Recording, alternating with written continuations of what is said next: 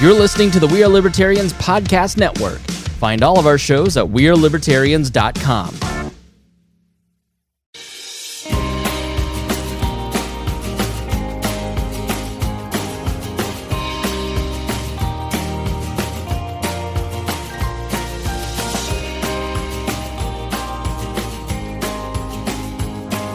And hello, friends. Welcome to Enemy of My Enemy. I am Hodey Johns.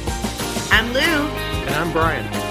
And this is the show where you get left, right, and center libertarian perspectives on a variety of issues. We have a special show today. It'll be a little bit on the shorter side, but we have some announcements. So stick around if you are out there, and we will get to them at the end. We have some big, exciting changes for the show coming that I think will give us a better quality product outside of one of the announcements, which is just sad. But we will get to that in a moment. There's some good foreshadowing for you. I'm going to Tarantino it. Let's back it up. And we're going to get to the beginning of this. We're going to talk about the insurrection a little bit today, or whatever you feel like calling January 6, 2021. People have different names for it. Everybody basically knows what it was. There was a group of heavily, they came actually from a Trump rally. And then, of course, more were added as things got called in. If you listen to the main We're Libertarian show, we actually had a couple of listeners give us never before seen footage on the show.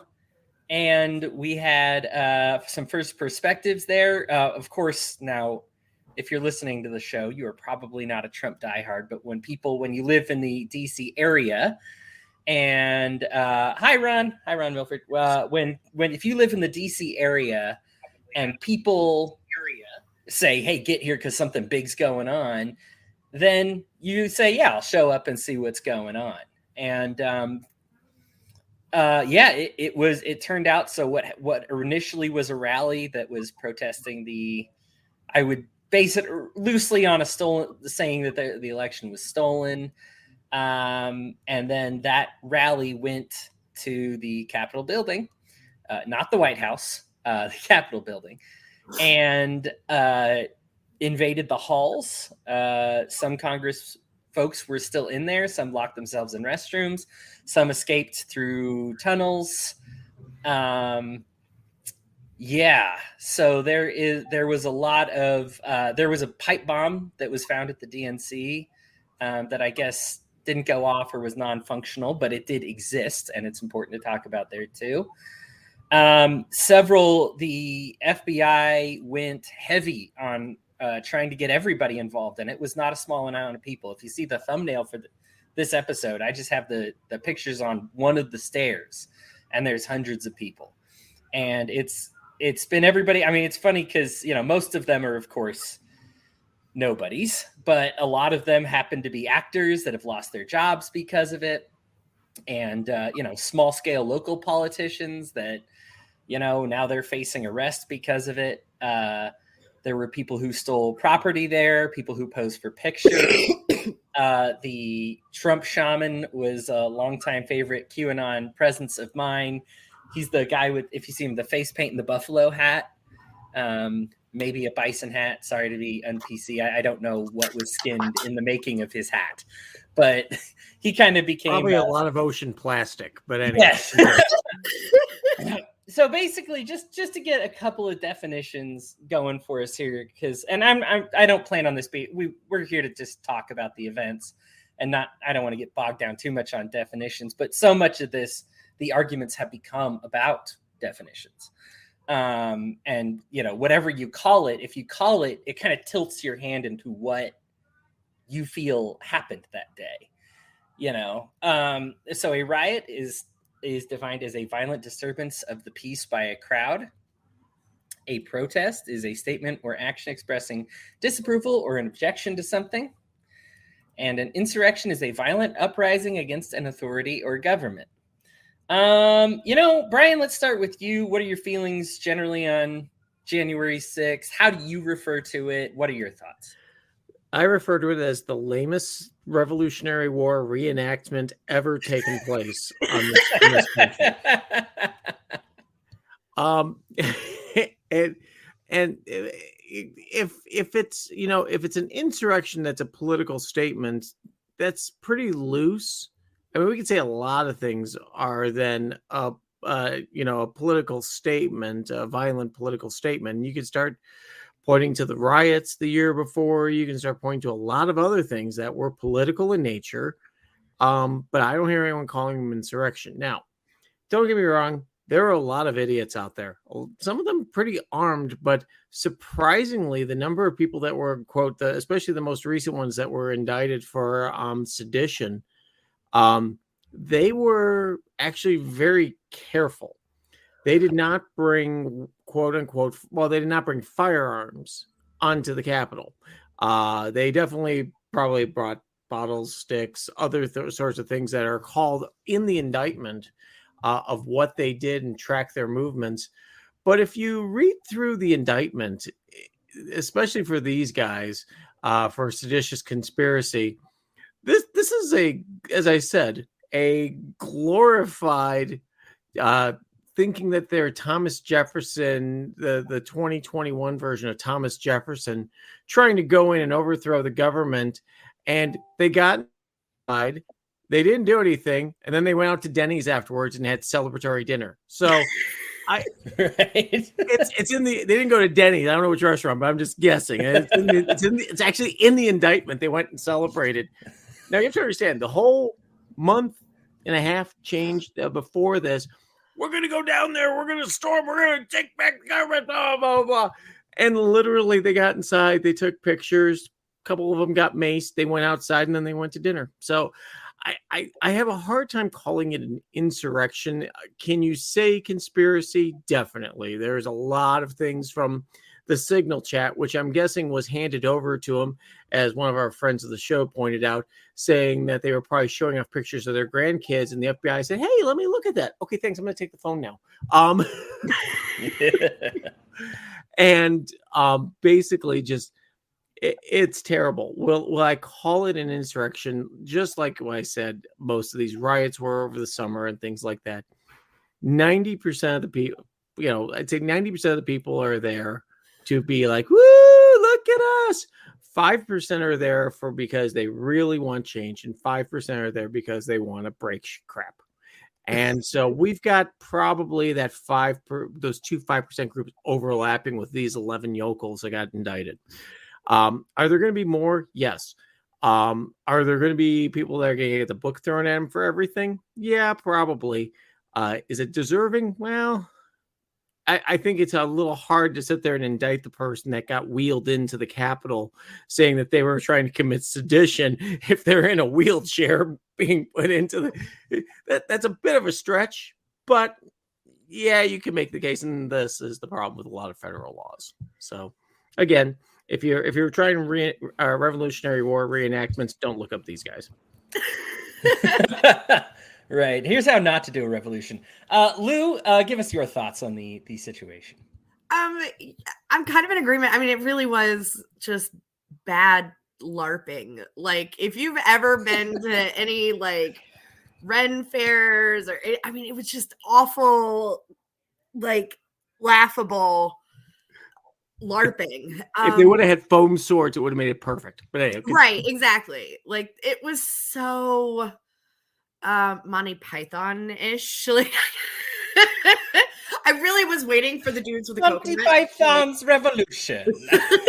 No, Benny Hill, because then you start the Benny Hill music. You speed up a little bit. The sax is going in the background. It was so over the top, and like, it's one of those things where I find it really funny because on the left you hear people like, that wasn't an insurrection. That was so stupid. Unless they like want to charge them, then it's, insurrection.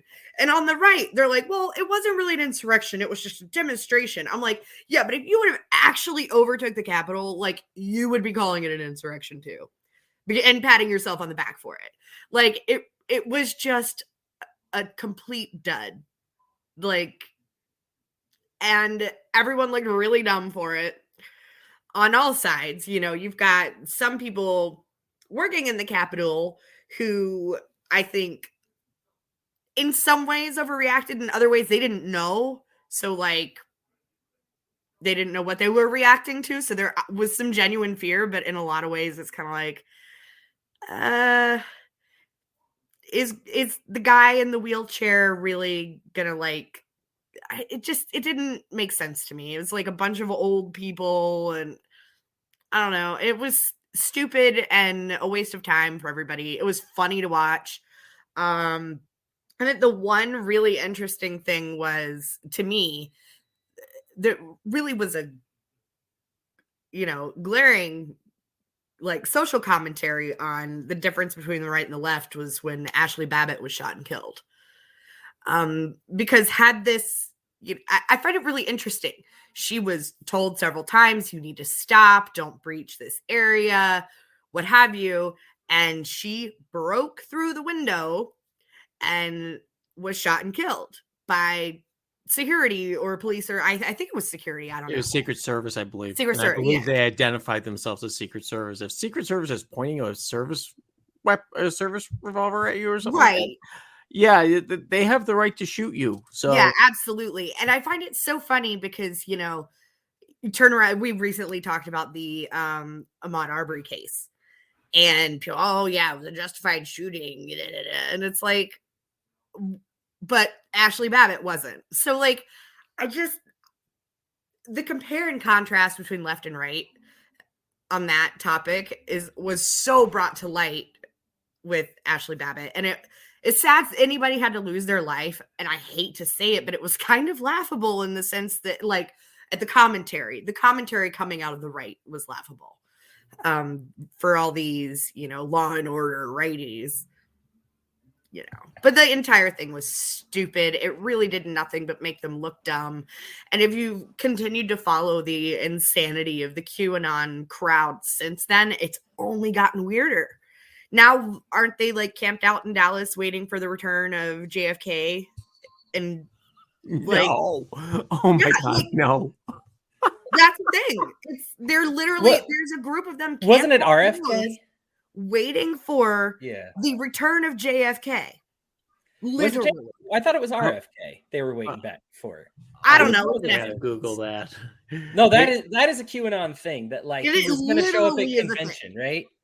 RFK convention. I mean, I can just Google this. It's a real. Like I was reading recently. There was a lady there that her family was worried about her, and she's left her husband and kids to go wait for the return. JFK Jr. Yes, thank you. Yeah, sorry. Yeah, and told her family she wasn't coming back until it happened.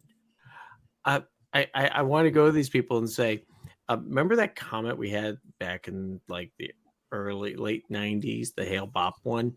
Right. Are you guys all wearing the same like Reebok outfit and tennis shoes? If so, we've seen this movie before. So right. And I was unaware until now that mental illness was contagious. Oh! If anything, COVID has proven that it is. It just the entire thing, and from beginning to end, it has made me take anything and everything a Republican has to say as laughable. It's silly. The whole thing is silly. Well, thank you both for your thoughts. I regret to say that my thoughts weren't like as like funny, I guess, like because it like part of it is hilarious because like it was so you weren't even close.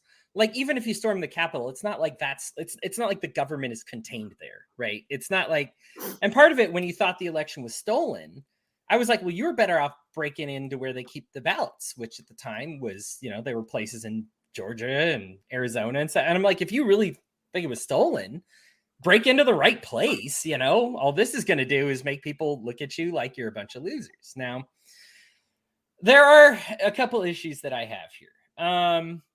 One is that the biggest problem that I have is there was a moment when Donald Trump Jr. was, I believe it was Donald Trump. Was it Eric Trump? It was one of the Trumps, a Trumper person. Got up in front of everybody and was talking about how BLM did all these violent things and people were booing and all this. And then they were like, but we need to learn to protest like we need to protest like them. And that, when he was clearly referencing the violence and then said like we can't do this like peaceful sit on the sides and just ask for what we want anymore, it made people feel like they had to do something, right? Like it gets you stirred up. I think for me watching it, when you say, look at these guys, they're out there in the streets committing violence and they're getting stuff done and we're just over here whining, we need to change. Okay. But unfortunately, that's going to, you are not responsible for the actions of other people. I understand. And I think this was where I fall kind of, the reason I'm middle ground on this is, on one hand, I recognize that that's an abhorrent thing to call for. And a dumb person will commit violence based on the dumb things that you say, even if you didn't call them to do it. Now, are they directly responsible or legally responsible for it? I would say probably not. There was never an official investigation into it. It was a big deal, right? They were like, I don't think Trump actually organized this thing. I knew he organized this thing. And leaks have come through and everything like that. And frankly, and I'm aware that because there wasn't an official investigation, I can't know for sure. But the best evidence I've seen has always been a bunch of like nothing burgers. Like they'll always be like, you won't believe what Sean Hannity knew when he knew it. And then like they show this text of somebody being like, people are charging the Capitol, and Sean Hannity's like, oh my gosh, that's terrible. And you're like, all right, so what am I supposed to be amazed by here? Like, there is rumors that this was and maybe some of the protesters indeed have it in mind that they were going to do this, to say, we're going to take these guys and get them over here. I don't know that it was orchestrated by any one individual. I think a lot of the people that we want to be implicated, I think it's probably more people like the Trump shaman than Trump that actually instigated this thing. So that's kind of like my middle ground take on it. Now, that being said, depending on how you view it, there were between 5 and 7 people that actually died because of this. Now, Ashley Babbitt is the famous one because she was going through the window and somebody shot her. I guess security shot her while she was going through the window. There was 3 self-inflicted wounds. And there was Kevin Greason, who died of a heart attack on the sidewalk. And I mean, they said heart attack. There was Roseanne Boyland, who got crushed in the stampede. And there was Benjamin Phillips, who died of a stroke. How much of that was related to it? Again, heart attack, stroke. I mean, it probably wouldn't have happened if you were in the middle of a bunch of exciting things happening. And maybe if doctors could have got you on time instead of, being surrounded. Getting crushed, I'd say, is pretty directly responsible. But then after that, there were the police officers. There actually was one who was attacked by rioters, Brian Sicknick, and he did die. He died on January 7th. He died the following day.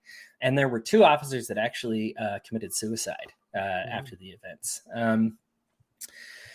Now, that's a lot of needless deaths by a lot of different people that you want. I think one of the things about a leader is we talk a lot on this show and in liberty movements about what makes you technically responsible for something. And really that list is going to be very small. But the evidence of a good leader is somebody who wants more responsibility, who says, I want to be more responsible. I give it to me. I want to take responsibility. I'll take the punishment if it's bad. I'll take the credit if it's good. And that's just something that we want people to be aggressive like that if they're in leadership positions. I don't want somebody who's constantly saying they're not technically responsible for stuff, because I'm aware that list is very short, right? What you were technically responsible for your in life is, it doesn't even include your own self upkeep. You can let yourself starve to death. There's no, who cares, right? Like you're not even responsible for keeping yourself alive. I think if you're a parent, you're probably responsible for keeping your kids alive. But again, this is a very short list of things that you're technically responsible for. But when I don't find that great leadership, and this is, believe me, this problem is continued with Biden as well, but is when they take something that's a problem and they just shrug it off and say, I'm not responsible for this. I'm not responsible for that. I think when Trump said what he said about, calling it the China virus, and people went out and committed violence against Asian Americans, you might not technically be responsible, but it requires a level of intellect and leadership to say, you know what, I'm aware that when I said this, people, like dumb people, and I grant that they're dumb, took this as like, hey, go commit violence against Asian Americans. But dumb people exist. We're not free in a world where you get to be public and be free of dumb people. If you're on social media, you are inundated with dumb people. You are surrounded by them, and they will act based on stupid things and things that they kind of hear. And there are times that I've had self-checks before. I had a friend, I actually was... I received a telephone interview with the FBI because of it, because I was friends with him, and he ended up selling weapons to a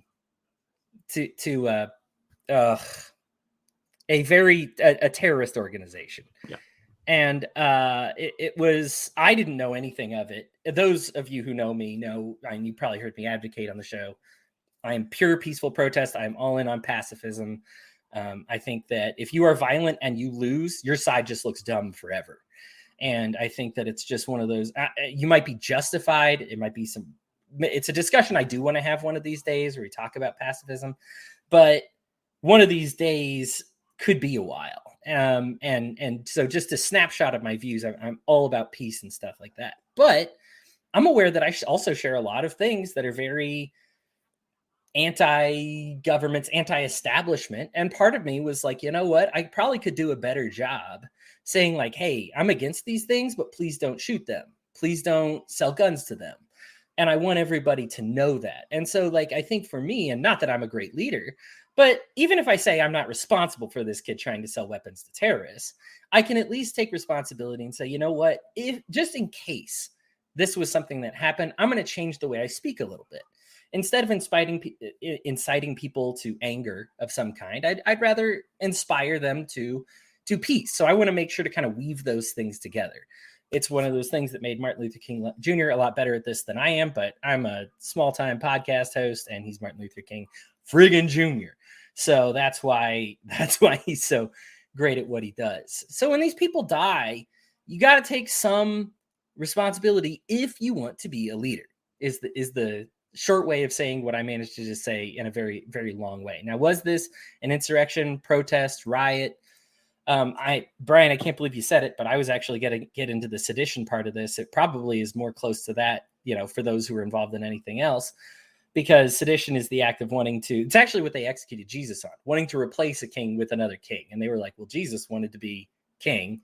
That's why there was so much discussion in the Bible about like, are you a king? And he's like, well, of not of this world. And Pilate's, well, that's not sedition, like that's a dumb argument, right? So were these people trying to replace this leader with another leader? At the time, Trump was still the leader. They just wanted to keep him the leader for longer. I think it's hard to doubt that that's what they wanted to do. And so I find that there's elements in all four of them. Was it a riot? Was it a protest? Was it an insurrection? Yeah, probably all of these things. Now, was it very good? No. It's certainly not one that like you want modeling, and this is where the jokes come in. Like this did nothing. This accomplished nothing. You got in a lot of trouble. You felt stupid if you were a part of it.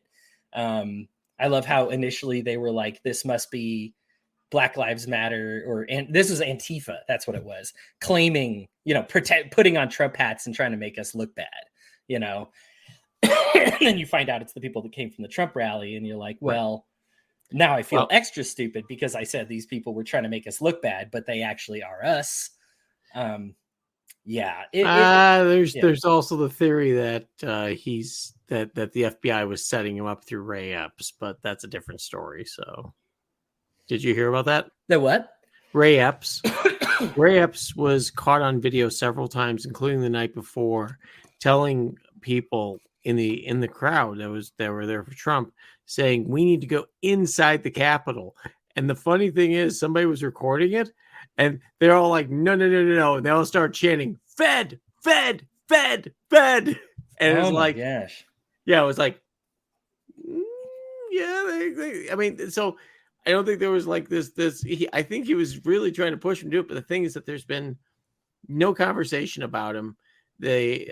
Rand Paul and a couple of crews tried to ask the FBI about it, but they said it was an ongoing investigation and they couldn't comment. So I have a feeling we won't hear a damn word about it until after the 2022 midterms. So But sorry, Hodey. I just wanted to chime in on that. You're good. I think I'd pretty much run out of steam. That was about all I wanted to say about it. I am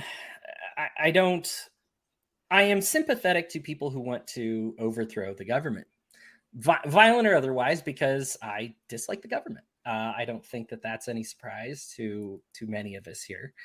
But how you go about things matters. And there is an element of it that said that you need to understand. I think libertarians are very gifted on what the philosophy is. I think where we could use a little bit of work is developing a strategy and kind of unifying around that strategy and saying, this is how we're going to go about it. I think it's not just being peaceful, but employing an action that is peaceful. And it's not just sitting at your computer and, hey, at least I didn't punch anybody in the face today. That's a great minimum, right? That's the nap. That's a good minimum to have. But there's a lot that you can do with peace as a foundation. Pacifism is not passivism. It's not letting whatever you want, like whatever happens, and just say like, well, at least I wasn't a part of it. There's demonstrations to be made for doing something right that just don't happen to be violent. And so the issue here is, and there's a lot of libertarians that I think we have seen them that tend to feel positive feelings about the events of January 6th and like that it was a good attempt, or that it was, hey, at least the people are inspired enough to do something about it, or at least they're targeting government buildings, which isn't a target. And so that, as long as it's not a target supercenter, like that's a pretty good thing.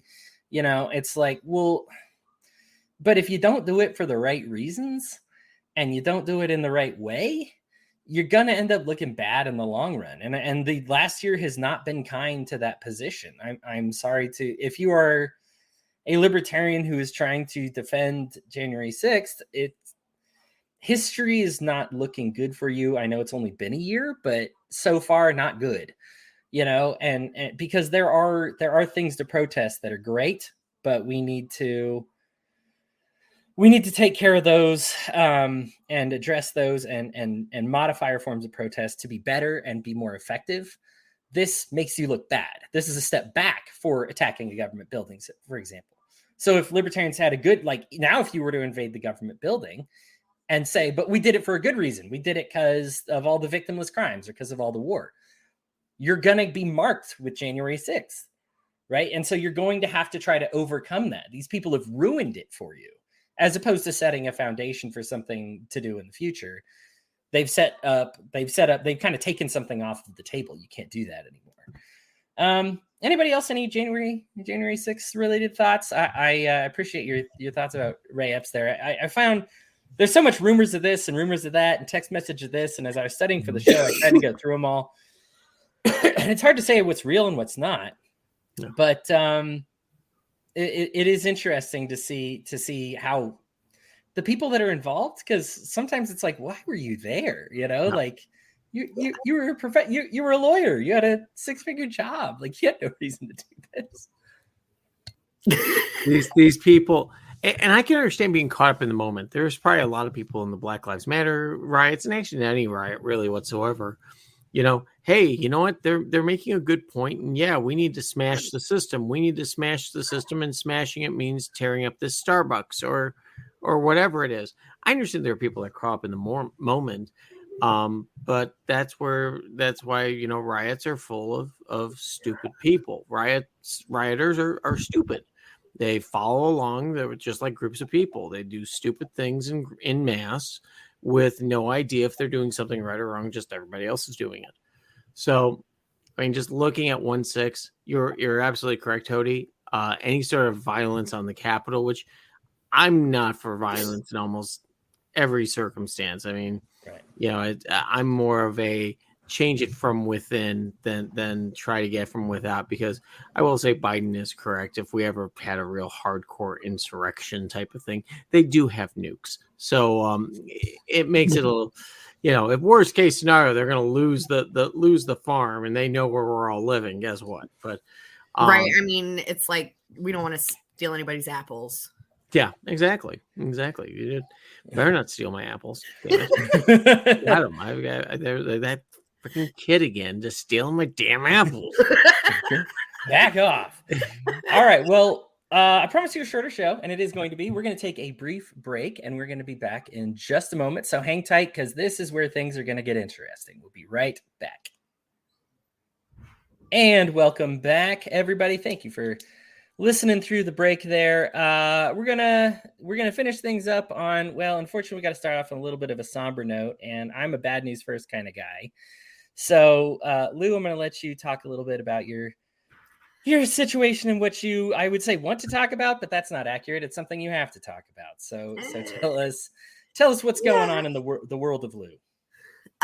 So this is going to be my temporary, hopefully farewell show for a little while. I'm gonna take a bit of a hiatus and excuse me, focus on my health and things there, just to try and get me back on track. A lot of you know, and it's something I talk about pretty frequently in the show, that about a decade ago, I was diagnosed with mixed connective tissue disease, lupus, and sort of a swath of autoimmune issues. And as well as finding out that I had what they call medullary sponge kidney, which is a kind of a polycystic kidney. And so, but it wasn't at the time really affecting me. And then recently I've been having some weird symptoms like fevers every single night for no reason or seemingly no reason. And just really, really tired. And obviously I just woke up long enough to do this show and I'm going back to bed. So they're still running some tests to figure out what's going on exactly. But it looks like there's something going on with my kidneys. And so having a chronic kidney disease, I think we're looking at, how far it is and what we need to do from here. So it could just be as simple as, switching up my diet and getting on some meds. I don't anticipate dialysis or transplantation anytime soon. I'm still young, so hopefully that's not anywhere near where we're at, but we're still trying to figure it out. So I'm gonna take some time to just focus on me, and I still have to work every day, so my weekends are quite literally for sleeping now. But that doesn't mean that if we have a show on a day where I'm feeling good, I might pop in. So, or when we get things all squared away and get me back on track, I hope to be back, and hopefully sooner rather than later. So, yeah. I mean, obviously that's a gut punch for you, just medically and everything like that. And obviously the comments are coming in now, and everybody loves you. So now that I know we're going to lose like half of our viewers, of course, basically half. I was guessing 3/4. Jeez. Yeah. Next announcement probably needs to be that this is over. No. But I just, Lou, obviously you are the best lefty libertarian I could ask for. I was so stoked when you offered, because it's hard. I think here's the thing. It's not that left libertarians are worse. I have a bigger collection of right libertarians that are valid for the show. You know what I mean? Because there are so many. I find that of half the libertarians, and this is probably true of half the far right libertarians as well. I have half of them blocked, and I have the other half not blocked, but I find them somewhat intolerable. Especially Brian over there. No, I was going to say, have I fallen into the tolerable group now? Right. And then, and then on the other hand, I, with the left libertarians, I find that some are just so antagonistic and angry and hostile towards right libertarians. They can't even entertain a conversation. I think that's the big one with kind of the lefties. The right will talk to you, but the left feels kind of a more moral sense of, if I'm talking with the enemy, I'm I'm giving them a platform, I'm doing something wrong kind of thing. And so it's harder to find, when I want somebody to take these left libertarian positions, it's harder to find, and to find somebody that does it in a way that is empathetic, that is smart, and you check all those boxes that I could possibly want. You've been a phenomenal representative, just liberty in general. I mean, and to get away from the left-right paradigm. I mean, you're just a great person. You are a liberty lover. You are funny, and I love the sense of humor is so important, and I think that that's part of the way forward in the libertarian strategy. And just, I think the world is just a better place with you in it. And unfortunately, it seems like God's trying hard to get you off of it right now. and I'm really hoping. I'm just really hoping that this is a speedy recovery, as quick as possible, and that it's as painless as possible. Having a fever, I think, for me is something that happens like twice a year, and I take like 4 ibuprofen and I'm done with it. And so I don't really ever have them. And, I don't have any pains, and so like whenever like I hear about people in pain for anything longer than an hour, I'm like, boy, that sounds like the worst, because that never happens to me. And so when you're going through what you go through, and like you said, you've talked about it on the show, and this is an ongoing thing, it's miserable. And the fact that you managed to keep a positive outlook and you still make time to do stuff like this, even though you probably should be getting rest. It's okay. I literally slept all day. I woke up this morning at like 11 and had a cup of coffee, and then I went back to bed, and I woke up about 8. I'm just going to know the death certificate's going to be like, and those podcasts sure didn't help. And I'm going to be like, oh no, we killed her. We killed her. Great. Podcasting is now a comorbidity. Is that what it is? Actually, that is a really good. Oh my God, we need to petition the AMA to get that included. Yes, he was obese, and he drank a lot of pop, and oh yes, he was a podcaster. That's what did him in. Podcasting. Can't mix all 3 of those. Could have been sleeping, was podcasting instead. This is comorbidity. Anyhow, it is chronic, that's for sure. Anyhow, Lou, it's just been phenomenal to have on your show, and obviously speediest of recoveries. For those who want to keep following Lou more consistently and hearing from her, Lou, where would you like them to find you? Mostly because I'm kind of a boomer and I haven't really transitioned to other social medias. Like, I'm still on Facebook. That's mainly where I'm at. And I'm working on getting better about posting to Instagram, and I got to go look and even see what my tag is, because I don't even know. Let's see. Oh, how funny. Well, mostly you can follow me at Joker Street Inc., I think. Hang on. I'm going to find it. I have no idea. Oh, this is the tattoo thing that we're getting. Right. Yeah. I don't like my personal stuff. Like, I don't do much on there, at least on Instagram. So my personal page on Facebook, like, it's pretty public, and I post a lot of updates there, and, share funny stories and things like that. But if you want to follow like our tattoo stuff, it's jokerst.ink is our Instagram. If you want to follow my tattoo journey, jokerst.ink to follow the tats on Instagram. Brian, you want to say anything to Lou before we move on, or just thank goodness the only libertarian worth her salt is leaving the show? Is that? Yeah, pretty much it. I mean, I'm just tolerable at this point, so I'm pretty lucky. Lou, it's been a pleasure, bantering with you back and forth, not only on here but elsewhere as well. I cannot think of a better foil to have on a lot of things, and you've made me think. And you've made me, become prepared, and I appreciate it. And I want you to get better and come back so that we can make Hodey look silly again. That is the goal. Has happened several times. Several times.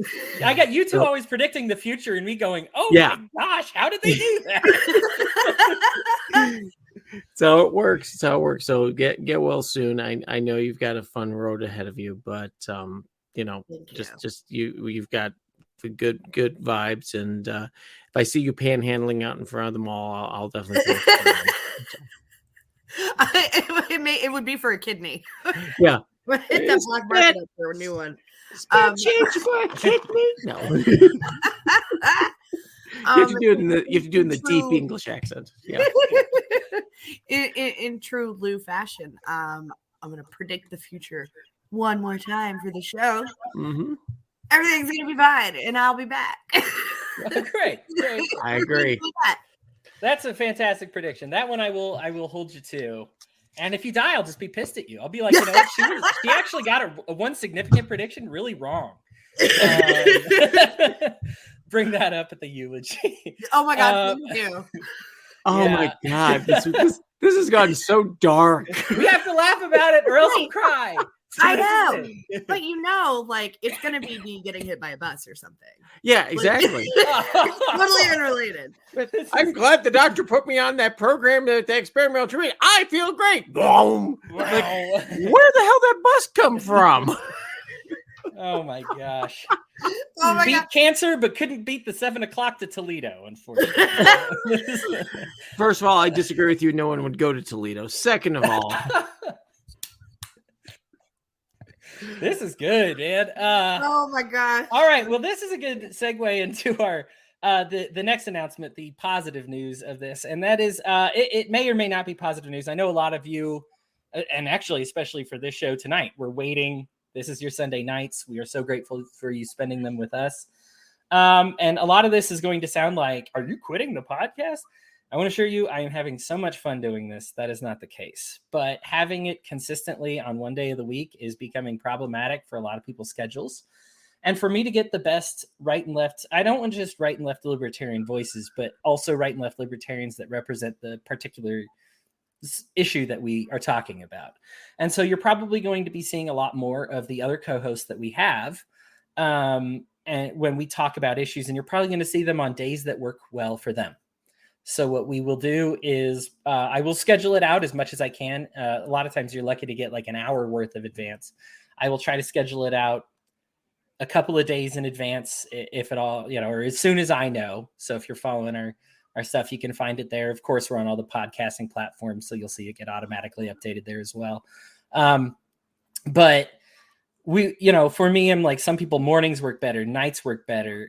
I mean, I know for me, I like to say that I set my own schedule, because I'm a writer. I get to do my work when I want to, but I don't control when they release a big game on a Saturday and I have to get through it and write about it. And then, oh crap, there's a show on Sunday. And so instead of staying up till 4 a.m. doing the show, it's probably better for me to just, move the show to a different day. So what I'm basically saying is that the show is going to be a little more sporadic and not at all. I don't want this to sound like it's going to be less frequent. This show has never had more viewers.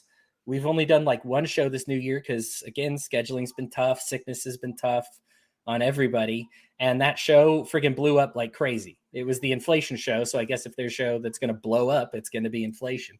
And I'm glad that there is so much hunger for this. I know I pointed out to both of you, there was a poll where somebody nominated us for their favorite podcast and several people voted for it. And thank you so much to those of you who said that.